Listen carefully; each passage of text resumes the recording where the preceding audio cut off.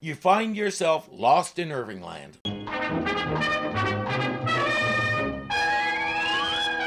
Last time, Dr. Smith and Will were camping out, waiting to catch a thief who's been taking stuff from their vegetable beds and supplies. Right now, they're both getting a lesson in the principle, be careful what you wish for.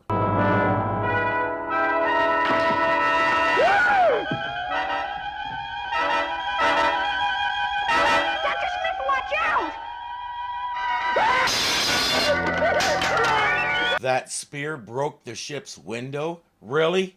The same window that's supposed to protect them from the ravages of deep space. Keep away. My name is John Robinson. I'm from a planet called Earth. This is... I do not care who you are. You are enemies. No, we're not. Unless you insist on it. Now, why don't you put that spear away and we can talk? Agreed. Recognize him yet? I'm Will Robinson. I am called Quano. I am 12 years old. I am very brave and strong. Would you like to fight and see who's the better man? Fight? I'd rather be your friend. You are afraid of me. You are a coward. You'd better watch who you're calling names, because if you're looking for a fight... Now, you take it easy, Will. Quano was his birth name, but when he grew up, he moved to Earth, bought a boat, and changed his name to Captain Ron. When that didn't work out, he grew a big mustache and started calling himself Wyatt Earp. Dude had a little trouble finding himself. How did you learn our language? From my father. He knows many languages. How long have you been here? I do not speak to weak and worthless girls. I believe you just did. They offer him food and a bed, but he wants nothing from any of them. He's got a major chip on his shoulder. Well, primitive little brute. Thank goodness he didn't stay. He would have murdered all of us in our beds. Quantum may not be as uncivilized as you think, Doctor. Did you notice what he was wearing around his neck? It looked like an ornament of some kind. It was an extremely advanced communication system. Probably powerful enough to send and receive signals from another planet. How could he tell that? Nevertheless, he's right, as we'll see later. Well, a boy his age has no business wandering around in the wilderness at night. I should have insisted that he stay here. You think you could have forced him to? Oh, maybe you'll get another chance to ask him. Quano is here. Where? I don't see him.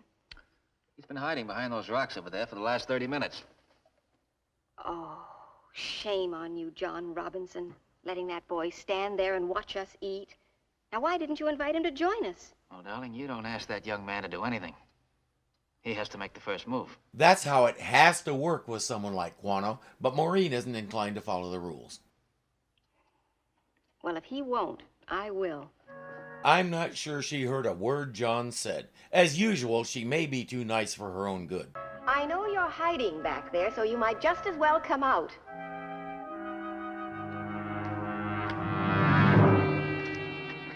Now, won't you come to the table? Come on, I'd like to fix you some breakfast. I have eaten. Are you sure? My word is not to be questioned. If I say it, then it is so. Ask him what he's eaten. I doubt you'll get such a straight answer. He comes to the table anyway. Good morning, Quano. Greetings. What, may I ask, are you staring at? I was wondering if you are a typical specimen of the Earth people. Typical? I? Certainly not. I have a great deal more intelligence. Then you Earthlings indeed are a sorry lot. Weak and full of vanity. Now, there's the best description of Smith I've ever heard. He's a good judge of character. Smith says, doesn't your planet teach children to respect their elders? Except for my father, I'm answerable to no one. And what about your mother? Doesn't she have a say in your upbringing? She always bows to the wishes of my father. Well, it sounds like a marvelous setup. Is your father with you? No. He is the ruler. He is too busy. He runs their whole planet, and Quano is in line to be next. That's all Smith needs to hear. Your Highness! Your Highness! Why didn't you tell us who you were? Please, sir, won't you sit down? Is there anything I can do for you? At the moment, I am in need of nothing. Well, if you do require anything, Your Highness, please ask me for it. What does he expect to gain from this? Here are the vegetables you wanted, Mom. Oh, You do the work of women. You should be ashamed. He's obviously never been shipwrecked in a situation where everybody has to do everything. thank you, dear. If no one else needs me, I'm going hunting for rock specimens. I too am going hunting. Shall we go together? Sure, why not? I'm coming along too. You will stay. You were not asked. I wish she would slap him. It's not often I agree with Dr. Smith, but he's right. This kid needs to go over somebody's knee. I, of course, am quite familiar with royalty, but that dreadful little prince will bear watching. However, have no fear. Smith is here. Thank you.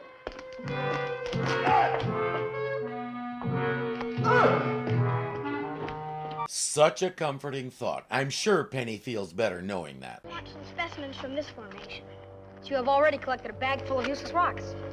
They're not useless to me. Truly sorry for you. Wasting your time in idle pursuits. It is unmanly. Now let's not start that again. Quano can't understand that there are other cultures out there with different values than his. If you're not like him, you're unmanly. Will says, I'll take brains over brawn any day. Would you like to know what I'm doing on this planet? I am being tested by my father. Tested for what? For strength and courage. I must prove that I am worthy of being the ruler someday. He says, I've slept out in the open and lived on whatever I could find for a week. But the real test is still to come. Follow me, I'll show you what I mean. There is the cave. This is your weapon. We shall go inside. Okay, so what are we gonna find in there? You will see. If you need 2 spears to deal with it, I'm guessing it's not the Avon lady.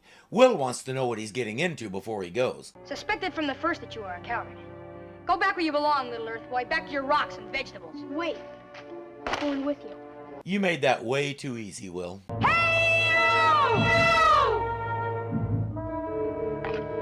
you sure you know what you're doing? There is still time to leave if you wish. If you stay, I stay. It's coming.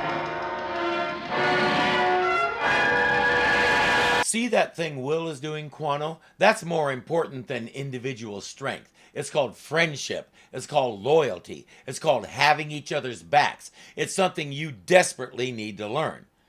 I suggest we sit him down in front of a TV and make him binge watch My Little Pony.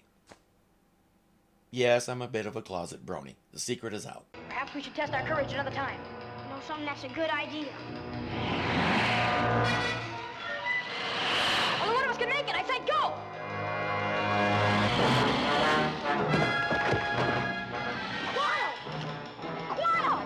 Looks like he hit his head on that rock and knocked himself unconscious. Will is either going to have to revive him quick or drag him out of there. How did the fly get onto that planet?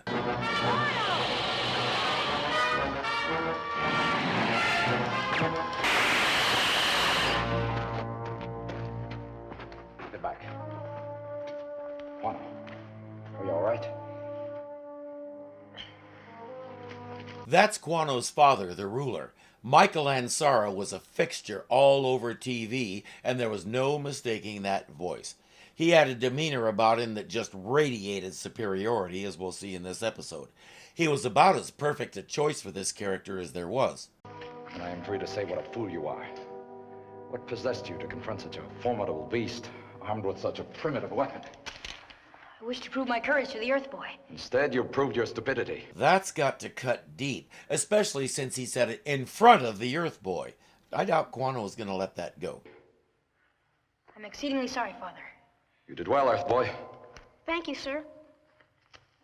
You showed great courage. The truth is, I was too scared to run. Even the bravest man experiences fear. Please explain that to your son. He doesn't seem to grasp the concept. He will grow well, big and strong. It will not do him any good. He allows himself to do the work of women. And he does not truly have courage. He was trapped by the animal. Even the most timid creature will fight if there is no escape. He had a clear shot at the cave entrance. In fact, you shoved him toward it. He stayed to look after you. But as I said, Quano isn't going to let that embarrassment go.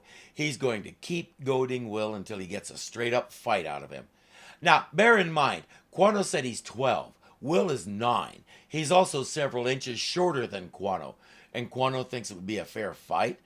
But he's going to issue Will a formal challenge anyway. What else do we have to do? We? Yes, we.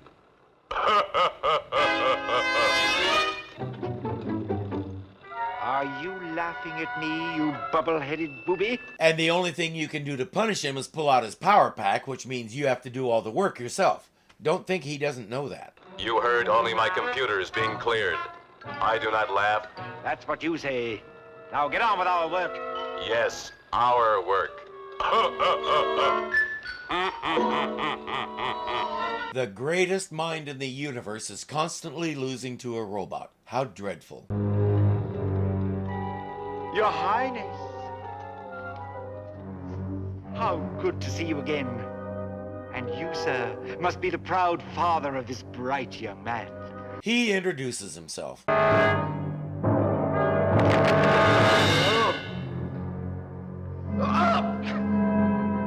a man, your grip is weak. You should exercise. There is fat around your middle. Of course, Dr. Smith starts pulling out all the standard excuses for why he's a lazy slob. It's this planet. I have simply never been able to acclimatize myself to it. Now, if only I could go back to my own world. Another time, Dr. Smith. I wish to talk to the father of the boy they call Will. Oh, yes. Professor Robinson, he's about somewhere. Now, what were we discussing? You were talking about how he wants to talk to Professor Robinson, not you. Dr. Smith missed that part. Your chattering grates on my nerves. My father likes men who are strong and silent.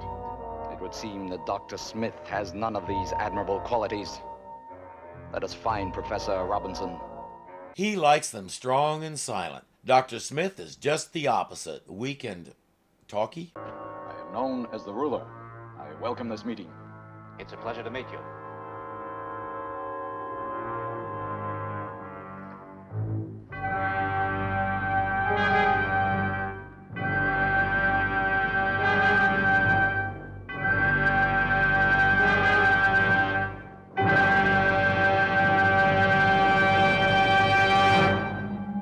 Good. We know each other better now. Now that we've had that little mini measuring contest, what can we do for you? My son wishes to meet yours in a series of contests. A meeting in which they pit their skills and strength against one another. He says there's no physical danger, but on my planet we use these tests to determine who's the master and who's the slave. John says, I think not. Will doesn't need to prove himself to you, me, or anyone else. Like father, like son. Both are cowards. You take that back.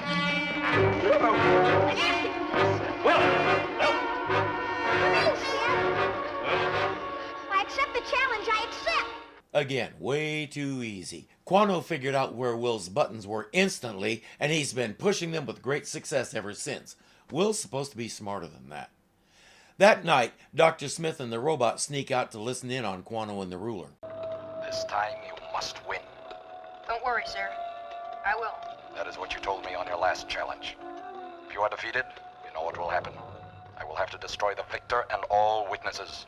It is our law. No one must be superior to you. Seriously? You're willing to build your regime on a lie and murder an entire family to preserve the lie? That's what you call superior? Dr. Smith has decided he's Will's trainer now. 1, 2, 3, 4. 1, 2, 3, 4. Put a bit more snap in there, William.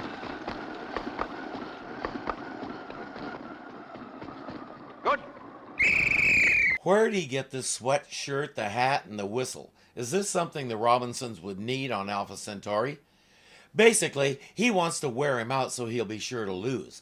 The ruler caught him snooping around and dared him to tell the others what he heard, as if he would anyway. Dr. Smith will always find some way to make it all about him. You're really consistent, Smith. You know that?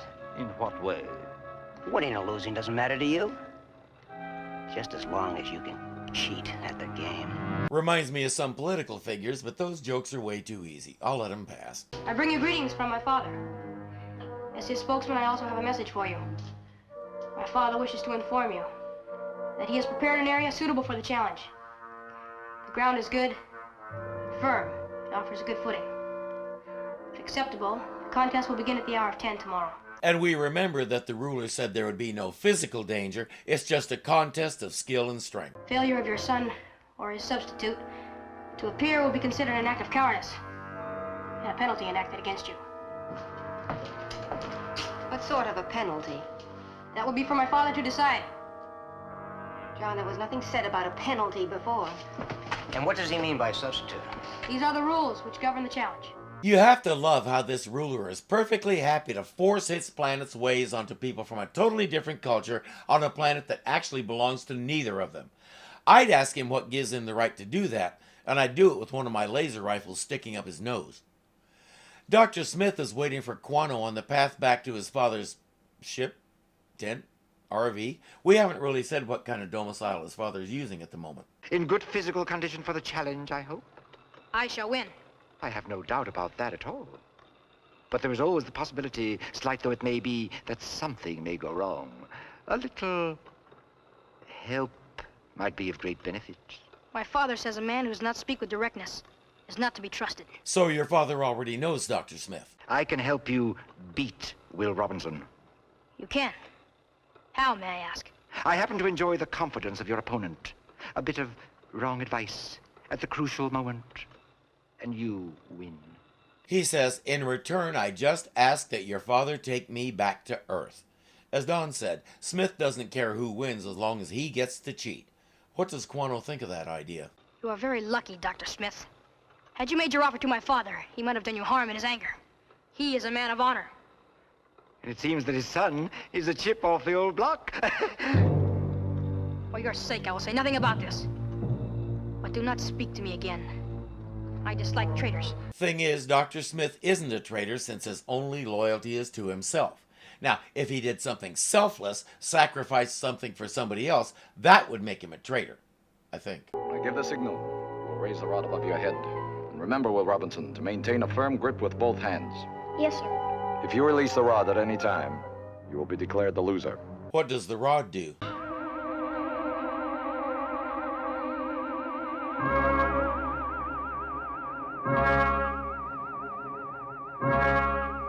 It goes. Look at the rod.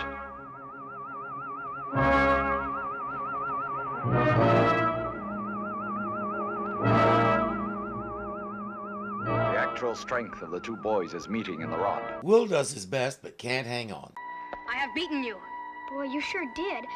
All I did was hold on to that thing, and now I feel tired. You did well, my son. That's all right, Will. Will was a gracious loser. I wonder if Quano would have been such a good sport. The next challenge is a test of fear. Are you ready, Will Robinson? I guess so. Let us proceed. It just occurred to me, I don't recall anybody saying how many challenges there are. You will wear this, Will Robinson. And then you will return to Earth and walk through the halls of your school wearing it while we gauge how hard the other children laugh at you. This will give us your fear index. What's going to happen now? As you know, no man is without fear. This machine will gauge its degree. How does it work? By creating an illusion of great danger in the boy's mind. How he reacts will register electronically on this gauge. Or maybe it'll just give him the illusion of having to wear it to school. But if they do the illusion right, he'll also be naked. We won't see what it is. Instead, we'll get a montage of the next few challenges. It's all tied up with one contest to go. Dr. Smith tries to talk Will into letting Quano win, and Will tells him what to do with his idea. In very polite Will Robinson fashion, of course. But there's a surprise coming. Mr. Robinson, Yes? the challenge will continue, but without my son. But how? I will act for Quano. You may act for your son. It is one of the laws of the challenge. If a contestant wishes to withdraw, he may appoint a substitute. Except Quano doesn't want to withdraw. His father is doing this apparently because he doesn't believe in his son that strongly. John says, okay, how do we do this? We could test ourselves in a duel with the Volta Blades. The Volta Blades.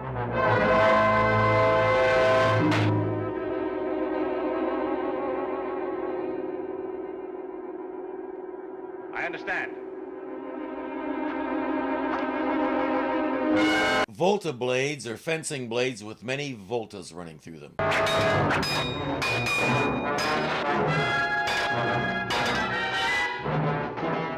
I'd love to show you more of this fight, but for some reason our director decided that constantly cutting away to Dr. Smith farting around with his stethoscope is more important, and it's frankly annoying. Somebody please explain to this guy that watching a fencing match is a lot more interesting than listening to it. John wins, but it may not mean anything. Where's Quano? He left in the middle of the match, sir. He was real hurt because you didn't let him continue the challenge. my desire to protect him. I made a mistake. I should have let him continue the contest. Quano took the spear, the one that you threw at the target, Mr. Ruler. What would he want with so primitive a weapon? What do you think, dude? You have not been paying attention to your son. The cave! He's going to the cave to fight the monster! Juana would not be so foolish after I warned him. Can you think of a better way for a boy whose pride is hurt to prove himself to his father? And I assume you won't be destroying the victors and all witnesses like you said, since you kind of threw a monkey wrench into the whole thing. Shall we fight the monster together, Father? I will be honored, my son. I think Quano and his father will have a lot to say to each other. They want to say it alone. Let's go. That thing is a bug-eyed monster of the typical variety, but is it hurting anything? From what we can tell, it lives in that cave and minds its own business. I hope they at least intend to eat it after they kill it. Quano became ruler the following year. His first official act was to exile his father to live on this planet, there to be totally dependent on the Robinsons for the rest of his days. There.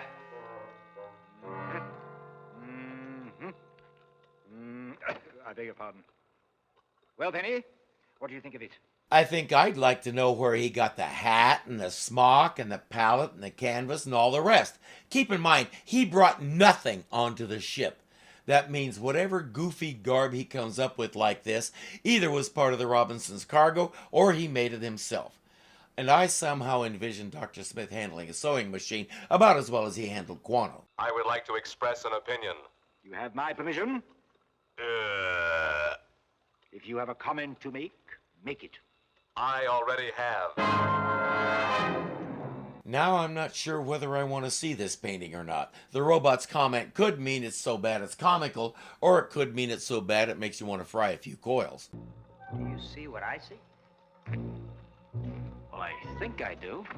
That's good, because I was beginning to think something was wrong with my eyes. Have your fun, Major. Just remember, they also laughed at Gauguin and Matisse. No, they didn't. Pardon me.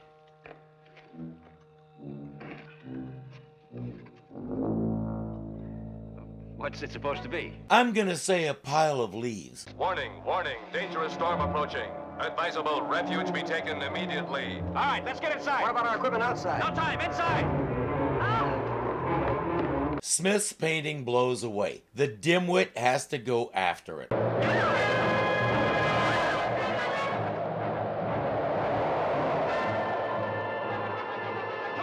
want my painting. Don't be a fool. Come on. Inside.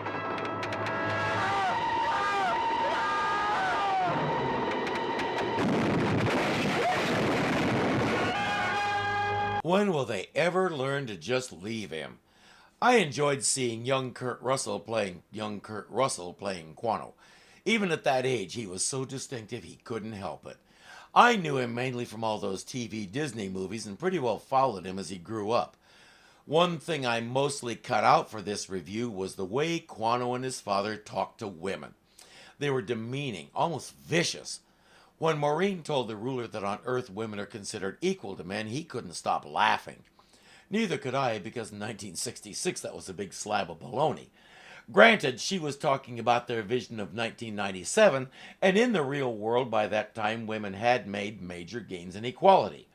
The ruler represents all the insecure men who can't handle it when women are equal, because masculinity and testosterone and big muscles and fight, hurt, kill, man be man. And in the end, he had to be cut down a few pegs by his own child. Maybe he'll go back home and ask his wife's advice about a few things now. You never know. I'll see you next time you find yourself lost in Irvingland.